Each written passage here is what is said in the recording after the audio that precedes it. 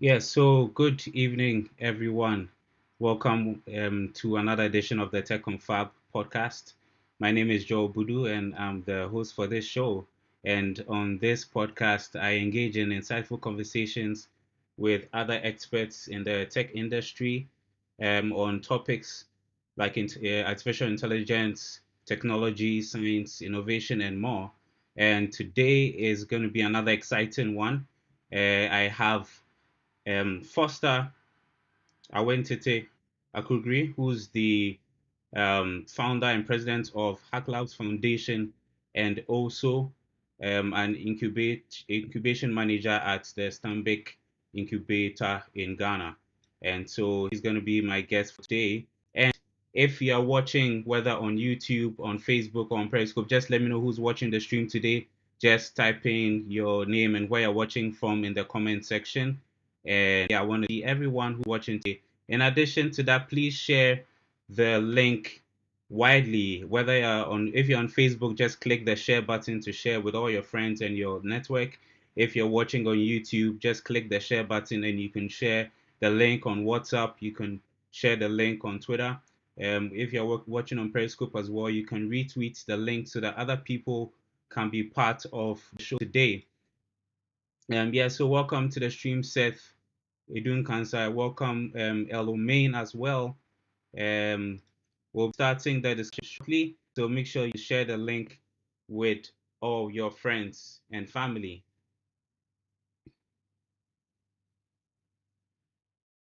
All right, so as usual, it's always an interactive session, so your comments, your contributions, and your questions are more than welcome and highly encouraged. So please, free to comment if you find something insightful or you have any question, feel free to comment during the stream. Welcome, Bernice. Welcome, Josephine, as well to the stream. We'll be starting in a little bit, so just stay tuned, people. The topic for discussion for today is accelerating the future of work. And my guest is none other than Foster, and he is the founder and president of Hacklab Foundation and also an incubation manager at Stanbic Incubator Ghana. Welcome, Ernestina, to the stream.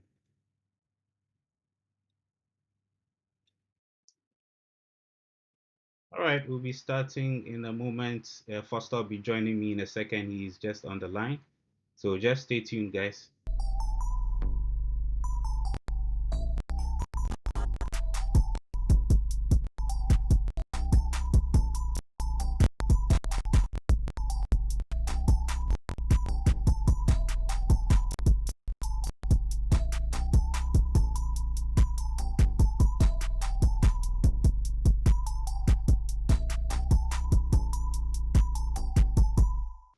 All right, yeah. So Foster, welcome to the show once again.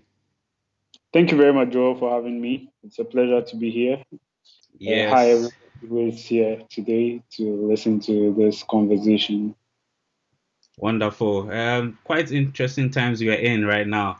I mean, there's a lot of Very, buzz going on the internet. First, it was COVID-19, and now it's all about Black Lives Matter and the protests going on. It's become a global topic, and there are protests going on in many countries in Europe, in Australia, and everywhere. So it's quite interesting times, Foster. very, very, very, very. But we are Yeah. thankful we are alive and safe. Yeah, and whatever way that we can do to to promote the awareness of this really important topic in terms of social racism and injustice that's happening everywhere. I believe that it's high time, and that it's been a long time that we've suffered as blacks and as Africans, and I believe there's so much power in what is going on right now everywhere around the world, and I believe that this is where our voices will finally be heard. Absolutely, absolutely. I think I would like to take this platform to Yeah. also address my position on the subject, and I think it's important now more than ever. This is something that has been in existence for over centuries, and Yes, it has over 100 technology is years. now allowing technology and globalization is now allowing for these informations to go past the boundaries of wherever it's happening to the meet to reach the rest of the world. And today, the rest of the world can go black on social media just to create that level of awareness, and also Precisely. to stand with the people who are victimized in the process. I think it's very important that our leaders take heed of what is happening and try to find a way to work towards it. This is not an American issue, it's not a European issue, it's a global issue. If in Ghana, I am a northerner, for example, and an Yeah. Ashanti doesn't want me to marry the daughter because I am a northerner, it's a form of racism. If I am a Exactly. Christian and someone who is a Muslim doesn't want me to marry her daughter, it is a form of racism. So hatred goes beyond just color to also talk about religions and race and affiliations.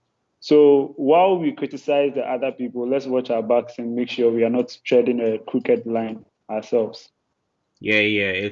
It's something that cuts across, and you would see even in the US, it's cutting across race, and you know people of various cultures and various of people of all colors are coming together to rally together in one voice and in one cause. So I believe it's really amazing to see this, and hopefully it would also trickle down to Ghana and other areas that are also suffering, not only Yeah, in the area of police brutality and racism, but then in all forms of injustice and racism, I believe. absolutely. Yeah. All right, so we would have to let's come back to the topic for today. I mentioned that you're the president and co-founder of the Hacklab Foundation and also the incubation manager for Sambik Incubation Center in Accra. Um, I'm sure there's more that you've been up to in the past few months and years. Can you tell us a bit more about your work? What are you advocating for? What does your work at Hacklab Foundation involve? And as well as the Stambik Incubator as well. Can you just tell us briefly about yourself, Foster? Okay, okay. So just to summarize everything I do in a very, very short sentence, in a few lines, borrowing from Simon Sinek's book talking about the why. Um, when I started my journey, one of the most important things I really wanted to know is my purpose on earth. And so I started to read and learn as much as possible as I could to try and discover who I really am and why I am on earth for. And so in the course of that, I came to the realization that my sole purpose on earth is to help people find their path. And that means I need to build my capability enough to be able to answer as many questions as possible, posed to me or posed by any organization or individual I am trying to engage on the subject. And so everything I do is centered around helping people, helping organizations, and helping groups of people find their path to wherever or whatever their objectives are. So fundamentally, helping re-engineer whatever it is they are doing for the long haul with sustainability as a core of it. So my work at the incubator is advising and supporting businesses, connecting them to opportunities. um, my work at the Hacklab Foundation is preparing the youth for future jobs. That includes advising them on how to navigate their career and also connecting them to opportunities where they are and preparing them as well for those opportunities. Several other activities I am involved in cover some of these same core principles and values. And so for me, it's all about helping people apart. Yeah. All right, wonderful, wonderful. That's a really inspirational vision that you just mentioned, and I took the chance to read a little bit more about the work that you've been doing, especially at the Hack Life Foundation and your broad vision. I believe it involves 100,000 people being trained by 2021, right? Yeah. That goal has even gone higher. Our initial focus was on Ghana. It shifted to Africa. Now the goalpost has shifted to the global south. As we continue to reach a higher level of globalization and civilization, we realize that we are more identical in our problems everywhere in the world and also in our locality. And so, for us, if we have been able to implement something that works effectively in one city, we should be able to scale it across a region and beyond the country, and also to reach the other people across other countries that look just like us. Because if you want to go fast, you can go alone, but if you want to go far, you have to move along with people. And People. if we as a country, Ghana, we fall in a bracket of the global south. We are identified as an emerging economy. Therefore, whatever we do as a foundation, recognizing that it works in an emerging economy, then it can work in other emerging markets. And so that is basically what we are trying to achieve with the Hacklab Foundation. And hopefully, we want to impact 1 million plus people through digital and technology education by 2030. So it's an ambitious goal, but hopefully with the support of our expert board and very committed team, we would be able to go that far. Yeah. So how far on that line or timeline have you gotten in terms of people you want to reach or young children you want to reach? So our impact report from 2019, as of 2019, late 2019, we had reached over 10,000 people. This year, between January and now, we have been running, if you follow our social media pages at Hacklab FDN or Hacklab Foundation, we've been running actively a massive campaign with IBM on Okay. digital skills education, more specifically on emerging technologies, artificial intelligence, robotics, machine learning, etc., etc. And this platform is designed for people who know nothing, absolutely nothing about technology, with no technical skills, but can have the ability to operate a computer or a smartphone, can surf the internet or navigate their way through a mobile application. Just like YouTube, watch structured content that will introduce them to all emerging technologies that they need to know, and then move a notch higher to practicalize whatever they study. So it's in 3 tracks. There's an explorer stage, there's an innovator stage, and then there's a newcomer stage. At the explorer stage is for people who know nothing at all about technology. And Okay. for example, you have a 40-year-old employee in the office who realizes he's becoming redundant in his or her role, and he realizes that it's either he becomes a co-worker to a robot or a bot, or he gets totally kicked off by a bot replacing him in his job. So he has to upskill himself or reskill himself to acquire new knowledge to be able to work hand in hand with these robots to be more efficient. I was listening to a podcast yesterday, one of Adam Grant's podcast on work life on TED, and he was having a conversation, and they were talking about how technology is going to give superpowers to human beings. And Yeah. for example, artificial intelligence now being seen as an abstract subject is becoming more and more practical in our day-to-day activities, especially in this circumstance, for example, COVID. We've come to realize how technology is becoming more and more a part of our lives than we assume it is. Mm-hmm. When we say technology, a lot of people see things like we are talking about sophisticated systems. The woman in the village who uses mobile money or has a small mobile phone, whether it's a feature phone or a smartphone, can make a call, is using technology, listens to Precisely. the radio. There's transmission happening from 100 or 1,000 miles away to that person in that Yeah. village, is using technology. Companies like Farmerline are going the last mile to provide agri extension services to farmers in localities to be able to produce, to help us with our food security in the future.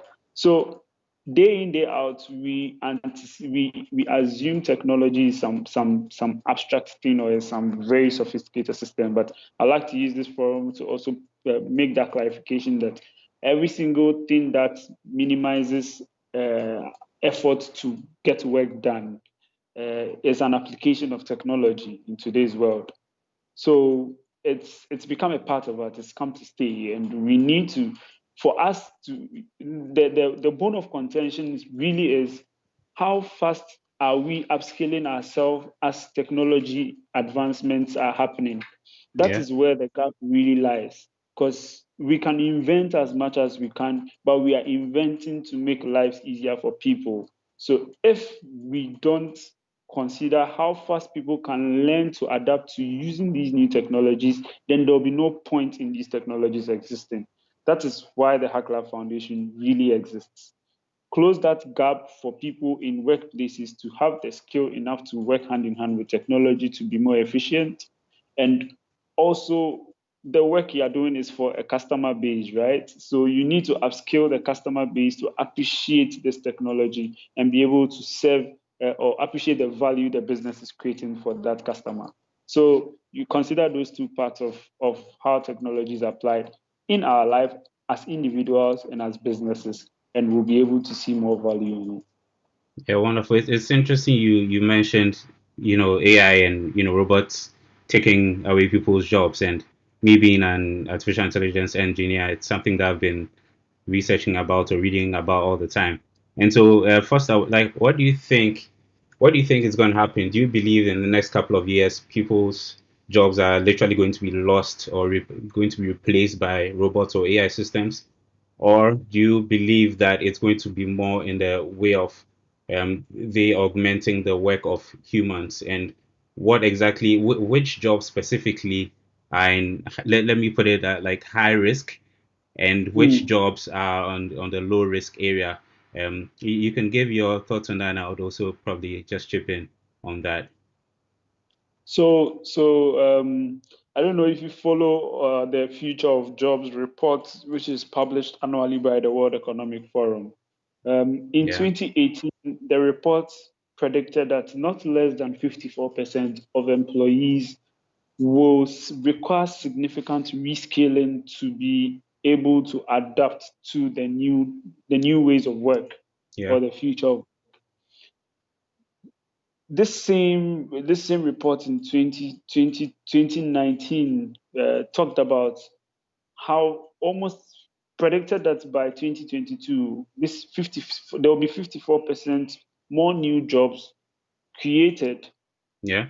and jobs lost at the same time. Okay, For me, I always like to use the automated teller machine as an that's an example, and example. also the Yeah, booking and the travel agent who is now a booking system online. yeah, Now, using the automated teller machine concept for the purpose of this discussion, when the teller was replaced, so when you enter a bank branch, you see maybe 100 or 50 tellers in a branch because the traffic into the branch, there were no sophisticated devices like USSD services, mobile applications, alternate channels to perform banking functionalities, which excluded so many people. Then came the emergence of technology in streamlining the way traffic into bank branches were happening. And so the automated teller machine was invented. When that machine was invented, it has become more sophisticated now than it used to be before.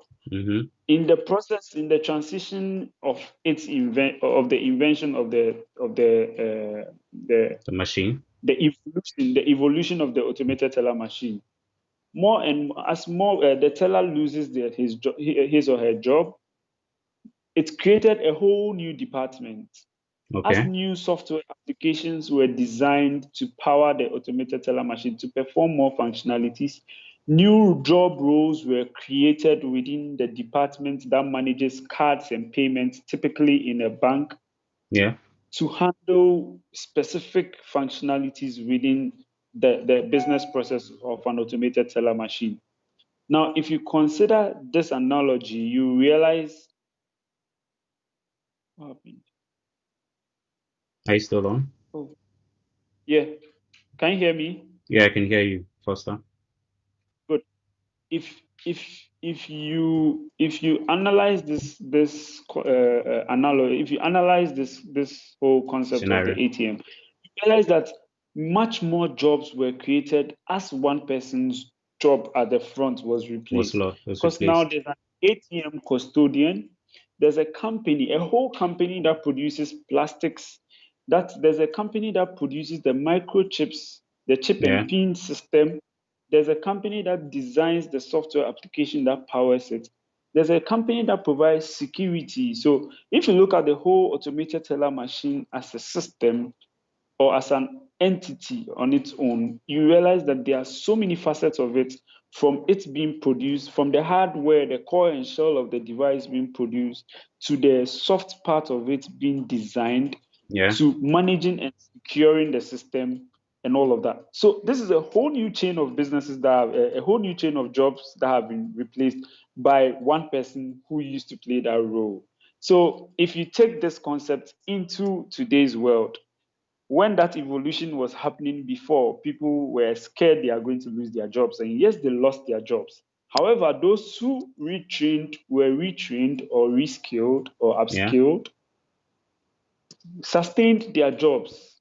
So the lesson from that analogy really is, you can choose to stay blind to how your current role is going to evolve with the impact of technology, or move along with what new courses or avenues are available for me to study and catch up with the rest of the world, so I don't lose my job and stay relevant to my organization.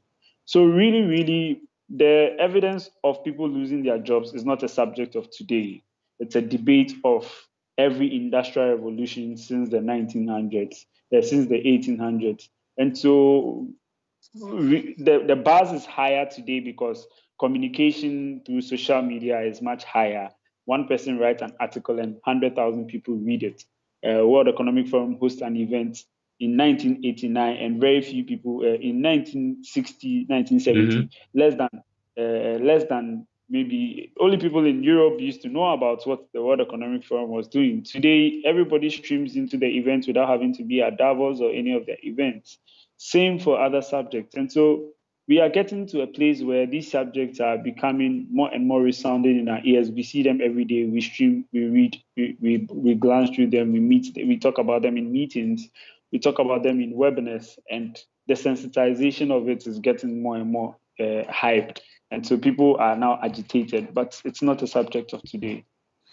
Yeah, yeah. Those are really great insights, Foster. Like really, really great insights, and I believe that it's something that has been a topic, a great topic of discussion, where people are talking about the future and AI taking over. But then the reality is that it's actually a transformation, and people would rather have to transform the way they work rather than being afraid that my job will be taken away, so I'm going to change careers. No, that is not what we are talking about. It's rather you upscaling your work or you improving your skill sets to adapt to the way technology is moving forward, because this is not the first time this is happening in history. Like it always happens. Before we had you know the the traditional telephone lines where it's using cables across the streets and all that, and now we are using mobile phones which uses satellite technology. So basically people just had to transition their jobs. And Mm, a few years ago we had vinyl records, we had CDs, we had all these floppy disks and all that, but then now they exactly. are nowhere to be found. And so Extreme. to all those people, they would obviously have to train themselves for a new to fit into a new role. So if previously you were dealing with compact discs or DVDs, now you are thinking about the cloud and how to build a cloud infrastructure. And so to everyone listening, it applies to whatever field that you're in, whether you're working in business, you're working in medicine. Like the transformation applies across board. Every single sector is being transformed by this revolution, which is the fourth industrial revolution. And so everybody would have to prepare themselves for what is coming. And it's not like a question of you being afraid of losing your job, but you needing to upgrade your skill set to be able to fit in the new roles that will be made. Um, Another good example is the farmer. When tractors came along, the tractors didn't replace the farmer, but then the farmer would now have to learn how to use these mechanized Manage the tools tractor. to manage the Exactly, to tractor, farm. and then and so the tractors or the mechanization or the automation does not replace the human being, but then rather augments or works hand in hand with the human. So that's a wonderful Exactly. insight. So guys, if you have any question on the topic that we are discussing today, we are talking about accelerating the future of work. My guest for today is Foster Akugri. He's the president and founder of the Hacklab Foundation and also incubator manager at Stanbic Incubator. So wherever you're watching from, we are streaming live on Facebook, YouTube, and Periscope. You can just drop your question or your comments in the comment section below, and then we would answer your question or would address the comment that you have. So feel free to drop down your comments as we continue the conversation.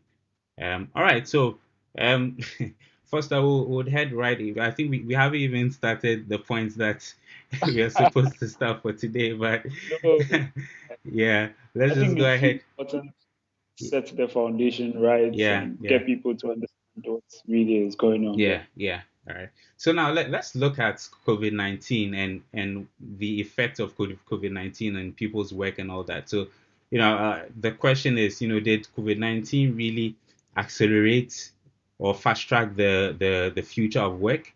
Because everybody has seen so like drastic changes in the way we have had to work, whether um, it's in terms of running shifts and then other people working remotely or finding other ways and means of still making business or doing business and still staying afloat as an employer or as a business.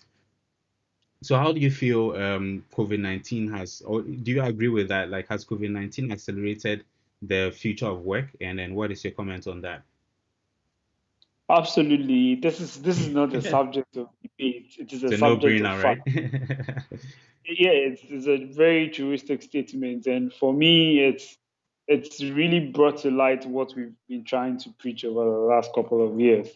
I least expected that the subject of digital transformation would happen at scale in 2020. I was Yeah, anticipating 2025, 2030 kind of like evolution, yeah. but it's happened in a space of in between March and May. We have seen more drastic change in our way of life, in our way of work, in everything we do, interacting with people. Cultures are transforming.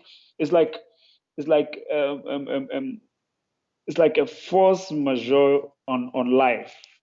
Mm-hmm. It's a natural disruption. Some people call it a disaster, but some will call it a disruption. And from that point of view, you get to realize that it's it's phenomenal. It's like you were praying for rains to come, but you hadn't plowed your farm. Mm-hmm. Then it rains, and then you now have to spend more time. You now have to spend time plowing your land when somebody is planting his seeds. Precisely. So that's the kind of race that is happening now. For those who had started the transformation ahead of time, they are having a smooth transition through the process. For those who just started the process of transformation when COVID hits them, they are the ones juggling. So for organizations that already had the work from home policy or Policies. remote work, who had business continuity plans and all of that, disaster recoveries and prevention methods, all of that. Yeah, yeah, They smoothly you can do that comparison clearly. For example, banks quickly transitioned. Some banks quickly transitioned, and they still kept operations going.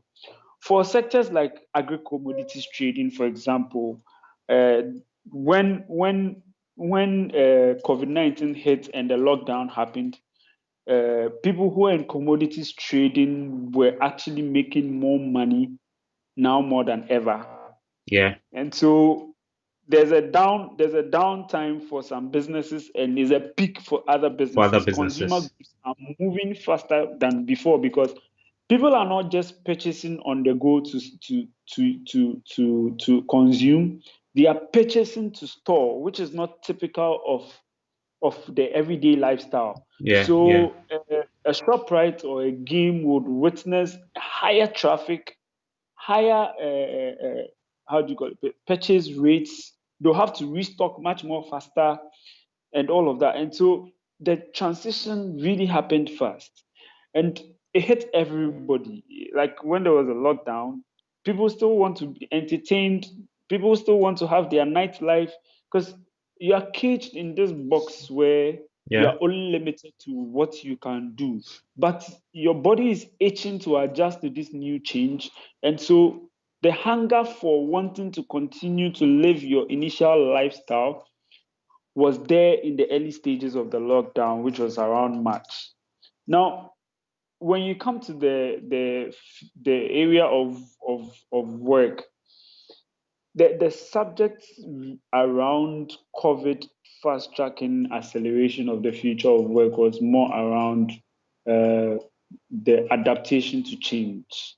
Okay. And I recently published an article on accelerating the future of work on my LinkedIn page, I'm sure, and a couple of blogs and websites published it. You can check it out. You can go to my LinkedIn for Awintiti Akugri and go to articles. You see more the few articles I've published around the subject. And one of the in my research, one of the biggest quotes that really hit me was from Socrates, a philosopher from the past, and he talked about the secret. He was like, the secret of change is to focus all your energy not on fighting the old, but on building the new. And so Okay. while people were trying to resist this new way of working, it's a race. You either choose to die out or you transform to survive, to survival of the fittest. And so organizations that were prepared ahead of the journey had it smooth. Organizations that weren't prepared at all had to now readjust. Companies like Zoom have now they've experienced high signups, high traffic flow. They've become like one of the top 10 most used technology platforms in the world. In the The world, least yeah, expected the least expected this was going to happen to their business, but it is yeah. happening faster than ever. You get it now. And the interesting thing is is is is how people were now starting to see these technologies as new, because Zoom has been in existence for what, Yeah, for so many seven, years. five, Yeah, 6, 7, 8 years, yeah. just like Skype and others, but very few people knew about it. And immediately we had to shift to exploring communication tools, remote access to work, video conferencing, chat, online file sharing, moving our services to cloud, process automation. We now started to see how technology like was becoming more and more important in our business continuity. But there was also a big problem, which was around connectivity. There was so much high traffic. I use a 5G router in my house, but I could barely stream a 4G or YouTube 5G? video. Do you have 5G already? I have a 5G router that Oh, okay, uses a okay. 4G and so Okay. it has capability to go to the To go to, maximum. You yeah, get it. okay, all right. And unfortunately, I my connectivity was as terrible as you could imagine. And Yeah, this was a sign of, is the environment or ecosystem prepared to accelerate along with our the new ways of movement work of, or our new yes, ways yeah, of life? And so it's a big call to the Ministry of Communication, the National Communications Authority, telecommunications companies to fast track improving our connectivity so that this way of life can become a norm. Because if you are moving people towards a change, you need to give them an alternative that is better than their initial lifestyle. yeah, And that is how you can accelerate change in people. But if you are not, if the alternative is not as better as the old one, it's not far better than the old one, then the whole change management process becomes very cumbersome, and it doesn't make sense at the end of the day to the people you are trying to change. So it's taught us big lessons, but it's also made us come to the realization that Asoriba was once a concept to churches, in as much as there was a platform to demonstrate. Today, Asoriba is a tool that every church wants to use because they either lose their members from poor engagement and have to rebuild the entire church from ground up when the lockdown is lifted, or when the ban on going to church is lifted. Yeah. Now they have come to realize that they need to add it to it, because there's a segment out there of their target audience that would prefer to leverage digital channels to join the service, to pay their tithe, to Yeah. give their offerings, and all of that. And so it's hit everybody. It's hit everybody, and we can't. It's a reality. Yeah. Yeah, it's very interesting, Foster. I mean, I've seen, the way various businesses have reacted to this, and it's been very, very, very diverse. Um, a friend of mine who works in Australia, he was telling me about his company. Basically, they have written down plans, contingency plans in the case of any disaster such as this should happen. They basically had all the policies written down. So the moment COVID-19 came, we're like, okay, in 2 weeks' time, this department, you are doing remote work. Like they had everything planned out, and and we also see the change in companies like Twitter. Where right now they are saying that basically their employees can work from home. I think for the rest of their contracts, or yeah, they can now indefinitely work from home.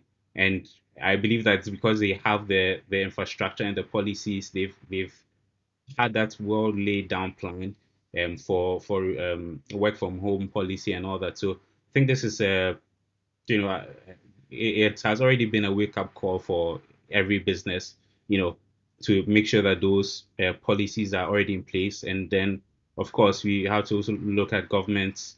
We've seen how like it's been interesting, observing and listening to the news, seeing how various countries are handling the situation.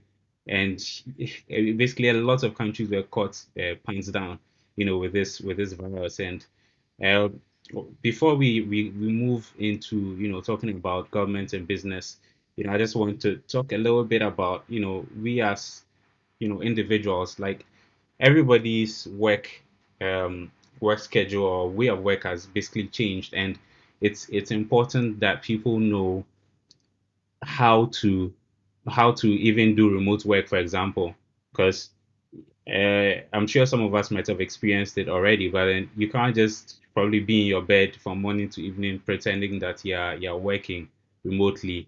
Yet you have to put a lot of effort into creating a conducive environment for work. If you are doing remote work, you don't have to do remote work in your bedroom, for example. You have to have if a space, whether it's in your study or your dining room, or somewhere apart, somewhere different from your bedroom, where you can focus and actually do some real productivity when it comes to your work. And so these are a lot of things that people would have to learn. Like we've had to learn it by force, and even how to use these video conferencing calls, get having enough data for interacting with your colleagues at work, or your lecturers, your classmates and all that. So it's been a whole transformation, right from the top to the bottom, right from the leaders to the bosses to the employees. And so it's been very, very, very transformative, like transformative change that we've seen in the past few months. um yeah, so we would move on.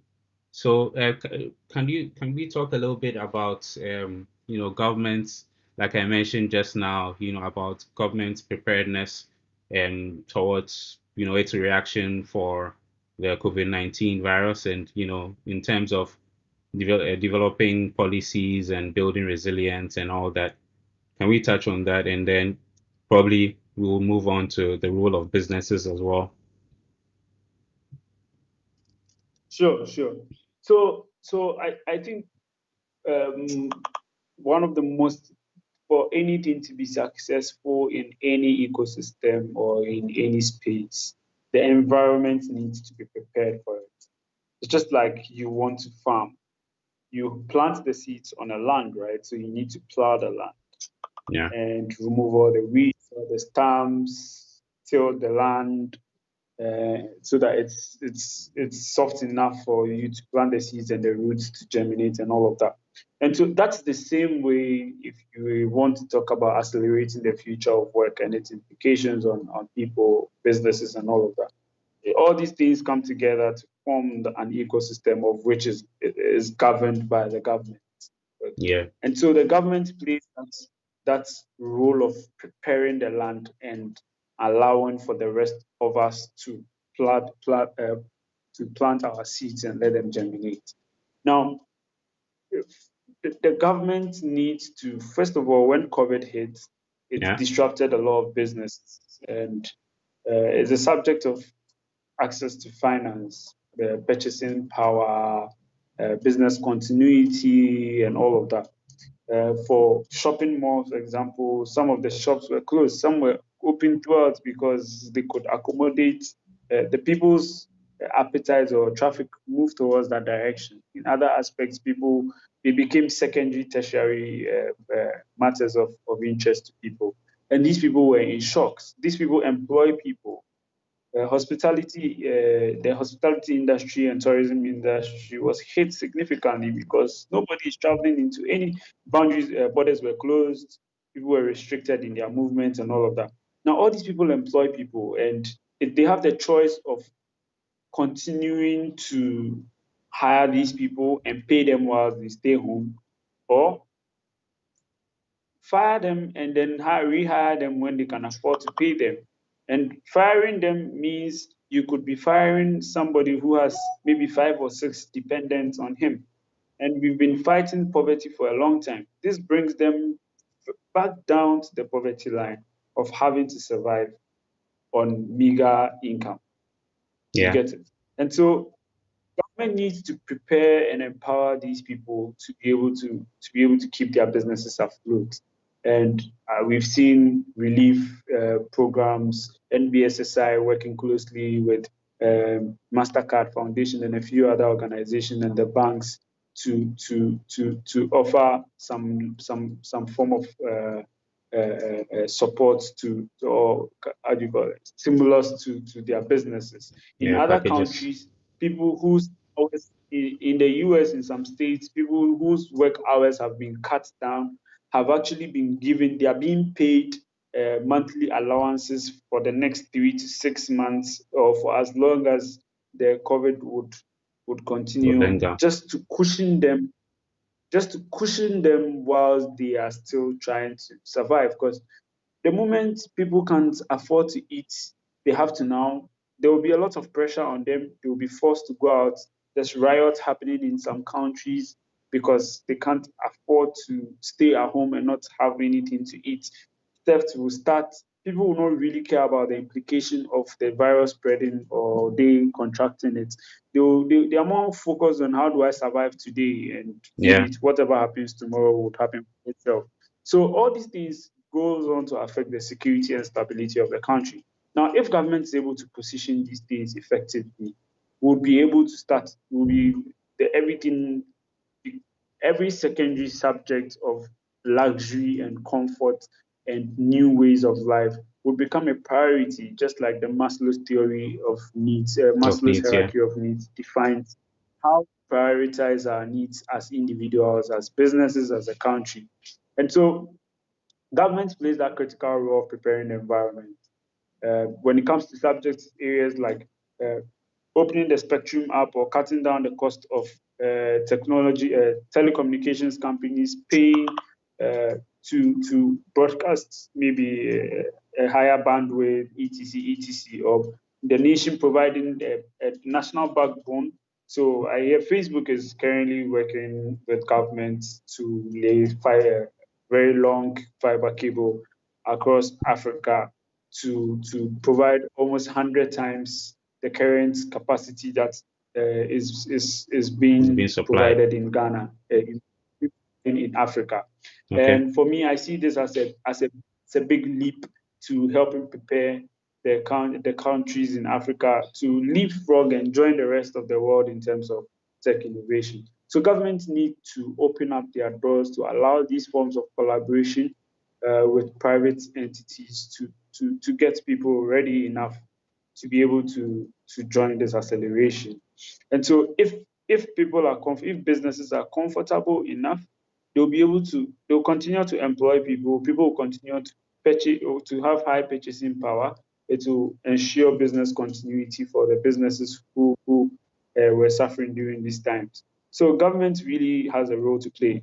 Before COVID, actually, last year, the International Labour Organization brought together its 187 member states countries to adopt what they call the International Labour Organization Centenary Declaration of the Future of Work, and they called on organizations to pursue this particular declaration Okay. with vigor and try to find a constitutional mandate to help implement and accelerate this plan. Now, the declaration was critical at the time the ILO had brought these governments together, even not with anticipation of COVID. And they were looking at this declaration was aiming at like a decade plan of action and all of that. And all of a sudden, COVID brought the declaration's activity and plan to its Mm. implementation to start as soon as possible. To Okay. start now because the issues that had been raised in the concept paper that led to the declaration was happening like Mm. in At that March, very was time. happening between February, March, May, June. And so the subject couldn't be delayed anymore. And for me, I feel that was a very proactive step that was taken by the International Labour Organization to help these countries. That's you see, in as much as there's a bit glitches, I really commend the government of Ghana for being very responsive, for being less bureaucratic in their processes and being proactive in the way they continuously engage the citizens to make sure we are as calm as possible. And also, I really want to commend the security agencies for being as professional as Professional as possible in possible. delivering and being diligent with their responsibilities. Because that is what really makes Ghana what it is today. That comfort and safety we have in moving about, in feeling comfortable and being confident in our government one more time. I feel COVID also brought gave the opportunity for citizens of Ghana to once more be for government to regain the trust and confidence of Of the citizens. people. And today, everybody is when the president is going to address people, see how people are like whether there's a party going on, whatever is happening, everybody stops what they are doing and quickly tune in to listen.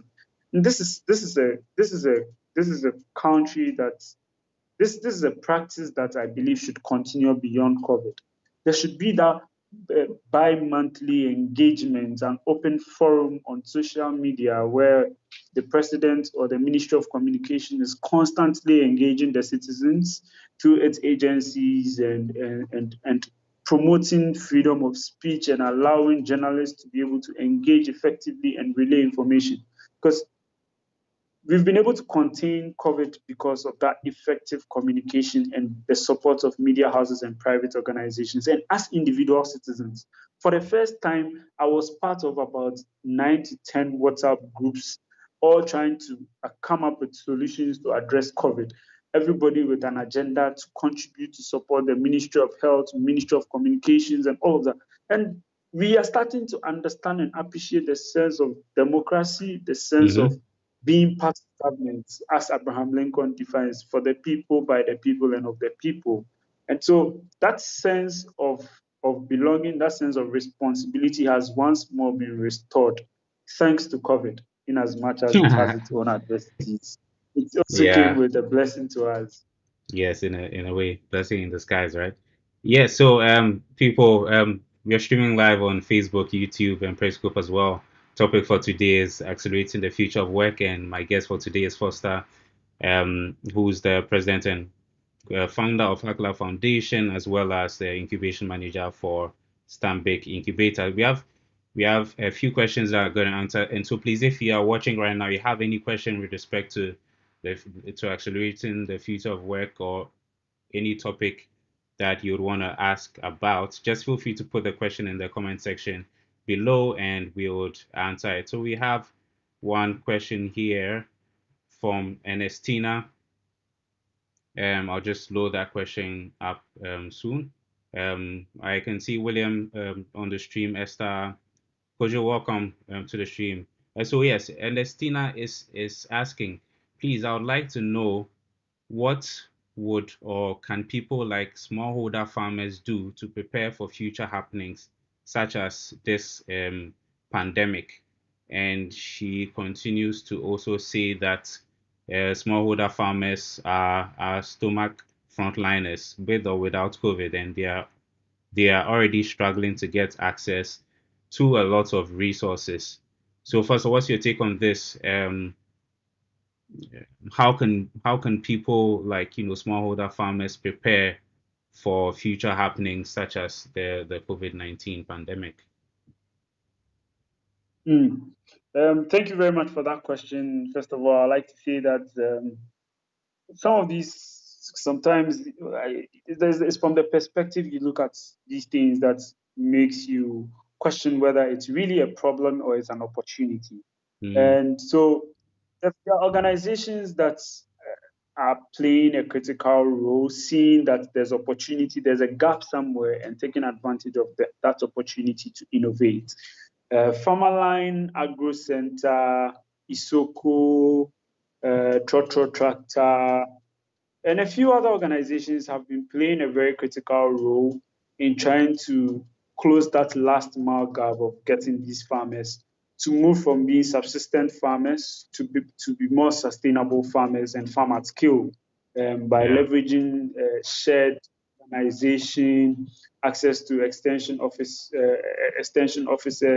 experts, knowledge, and all of that. And I believe that is the way forward.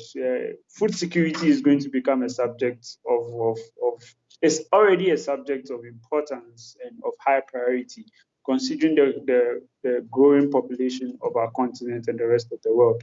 And fewer and fewer arable lands are going to, as more and more people cover the surface of the earth, fewer and fewer more lands are going to be available. So there's what we call the future of agriculture, which they are hmm, talking about hydroponic farming, talking about vertical farming, and in some countries they've had to resort to GMO and other sources, other induced form of agriculture to be able to produce more and meet the demand. And so farmers are not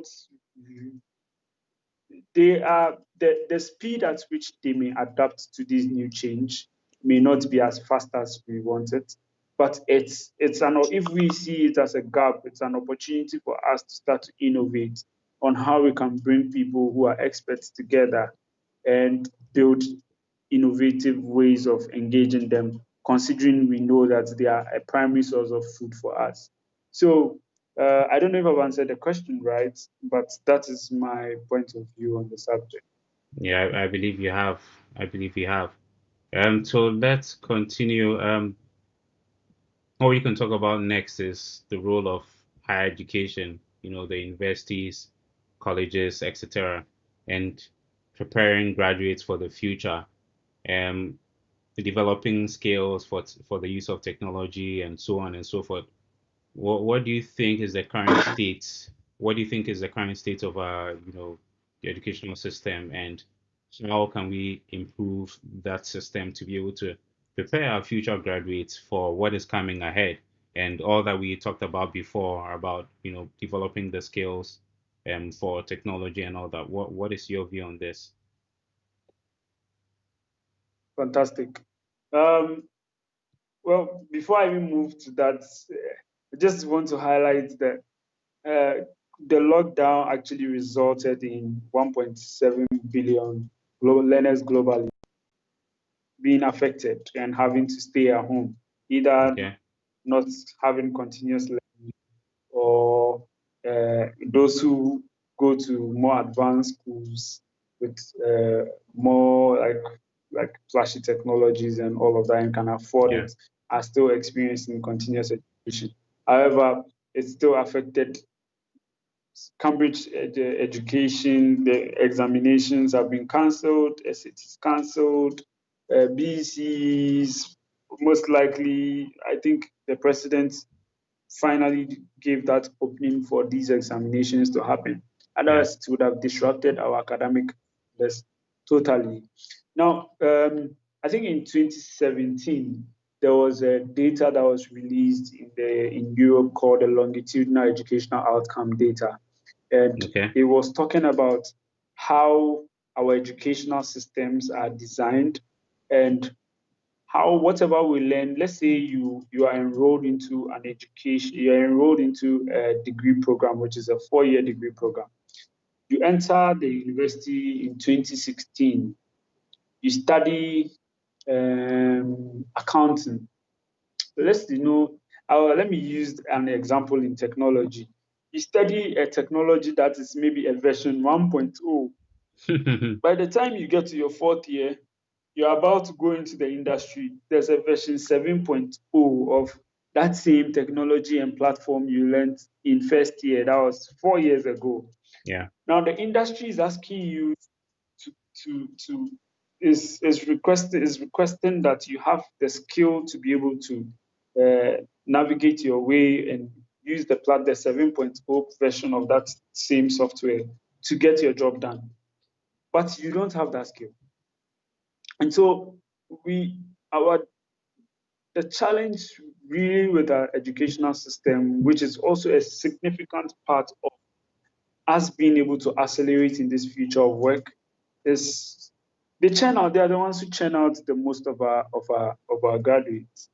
And a lot of people before, when I was in school, I used to think that there were actually fewer jobs and there were people who couldn't people and there were fewer jobs than people who could get the job done.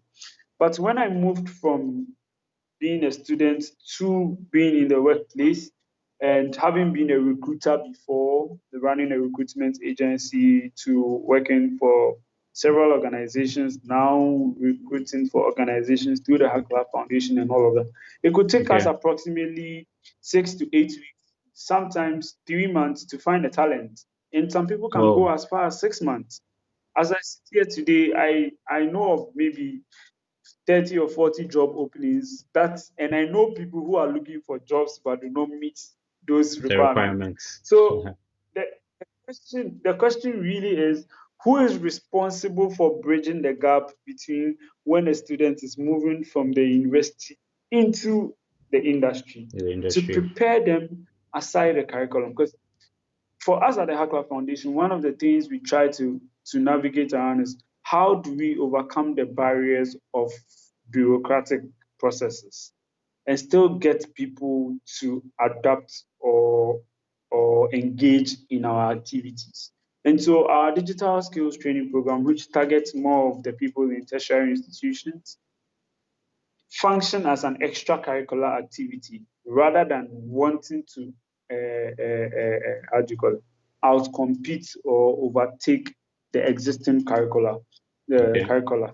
So what we did was to partner with tertiary institutions. We currently work with about 20 tertiary institutions in Ghana. We partner with them and we run what we call the X hubs in the schools. The X hubs are like clubs, self-organized clubs. We provide resources to them. They are self-organized. They run workshops, trainings. We take them on field trips. We provide them with internship opportunities. Last year, we placed 232 people in jobs and national service and internships. And this year, we were hoping to place almost 300 people in jobs, national service, and internships. But unfortunately, COVID has affected some of the slots that we had bargained for. And so, what we try to do is we have a program called a remote internship program. Now, the remote internship program allows students to enroll on an all year round internship whilst they are still in school. So, they are on a parallel program. acquiring industry skills whilst they are pursuing their academic career. And um, while they go through this process, the organizations that what we learned over the last 2, 3 years is organizations that take these people into their firm to join the remote program end up employing them because they invest in preparing them for specific job roles within the organization. And so by the time they are ready to move out of school, they're already transitioning into a national service opportunity and transitioning from a national service opportunity to a full-time role within the organization. Yeah. And that bridges the gap for people who uh, may not know or understand the practicality of what they are studying in school. The remote internship gives them the opportunity to, in real time, update their skill sets, their work experience, understanding organizational culture, building soft skills like communication, email ethics, Ethics. telephone ethics, meeting ethics, etc., etc. And so we try to instill some of these things in the process of getting them to do what they need to do to be more highly employable. And so I believe that academic institutions have a critical role to play in this future of work, this future of work subject. And we can only see that transformation happen if there's an effective communication or effective framework design to help industry demand for the skill sets they need for the next 2, 3 years, and for academic institutions to churn out people to be able to fit in these job roles. We also academic institutions have become that place where you can shape people to have the mindset to choose to become employable or to start a business of their own. And so it doesn't matter whether I'm studying sociology, as a forward thinking academic, a higher level academic institution, you need to create that room for flexibility.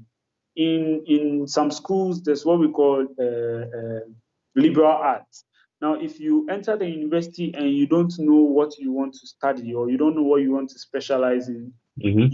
you take the first program in your first year, you study liberal arts. Now, when you study liberal arts, it gives you the opportunity to study different courses in different fields and then explore what your strengths are, what your interests are. And based on that, you specialize in what you want to. So people graduate with combined majors in maybe psychology and computer science, etc., etc. In Ghana, there are rarely those combinations. So first of all, there's a killer over there.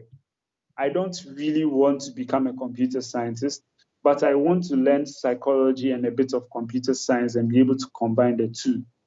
There are fewer institutions that consider building those hybrid programs and allowing for people to leverage those hybrid programs to be more effective by the time they leave the university.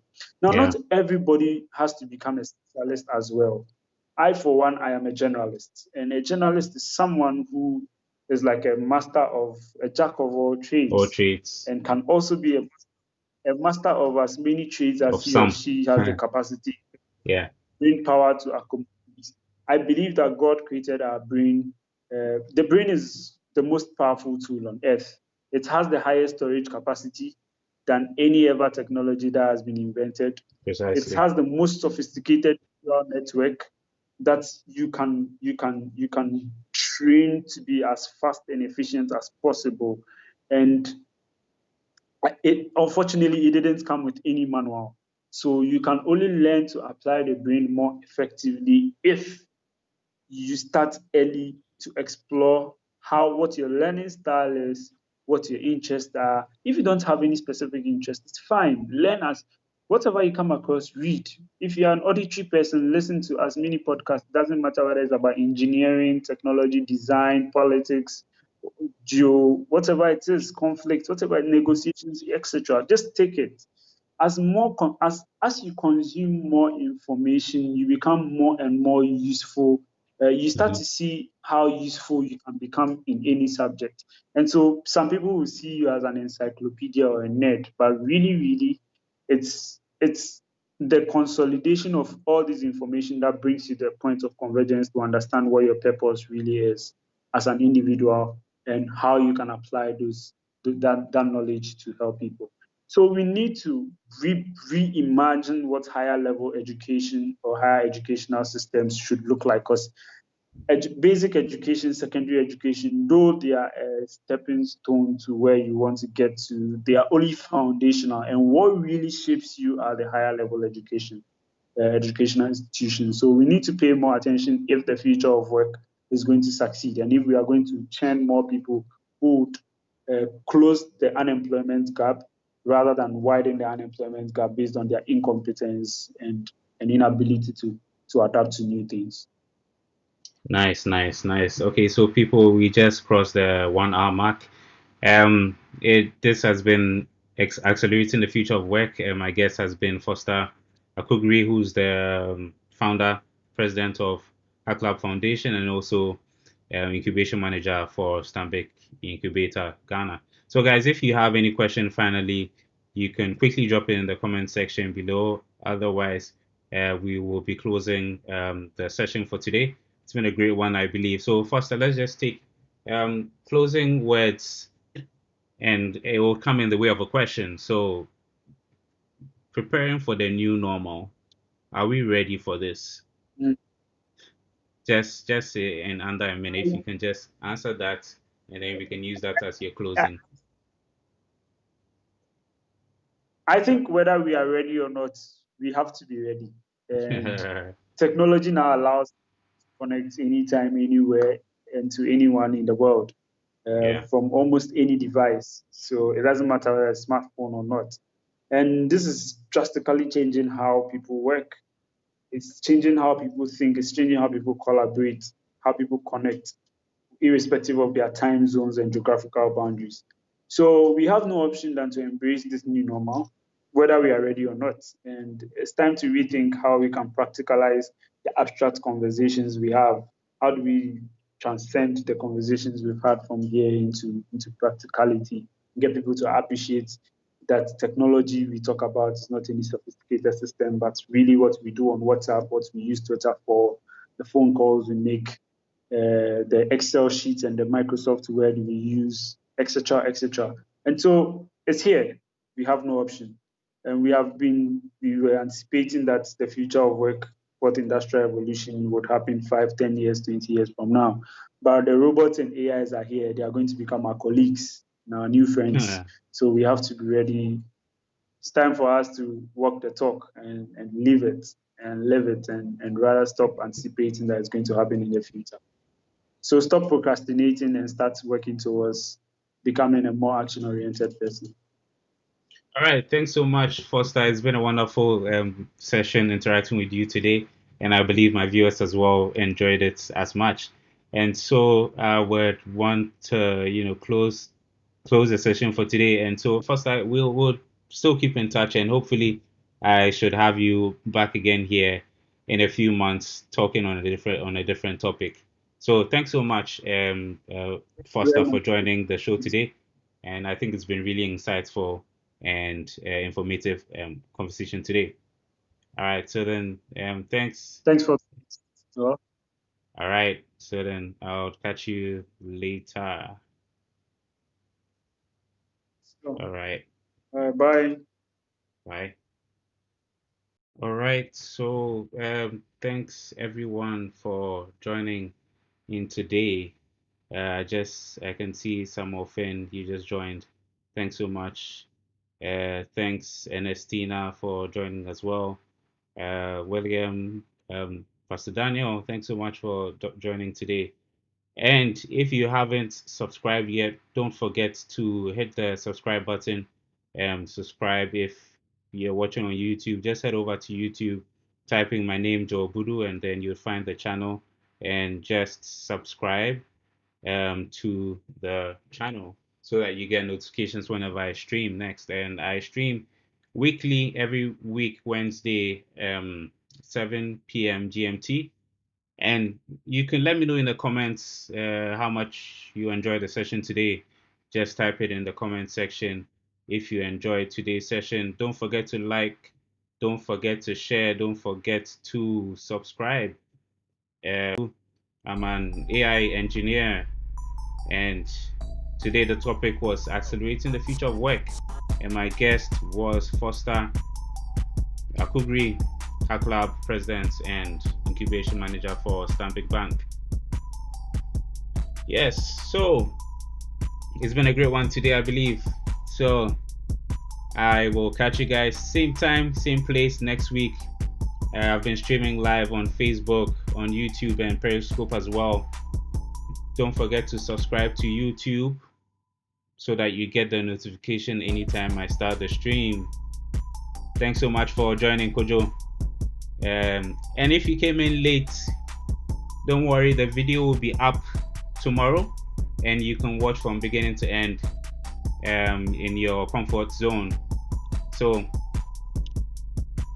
don't worry about that if you weren't able to join from the beginning. The video will be up tomorrow so you can watch everything from beginning to end. All right, so thanks so much for joining, guys. I'll catch you guys next week. I've been your host, Joe Budu, and this is the Tech Confab podcast. Bye.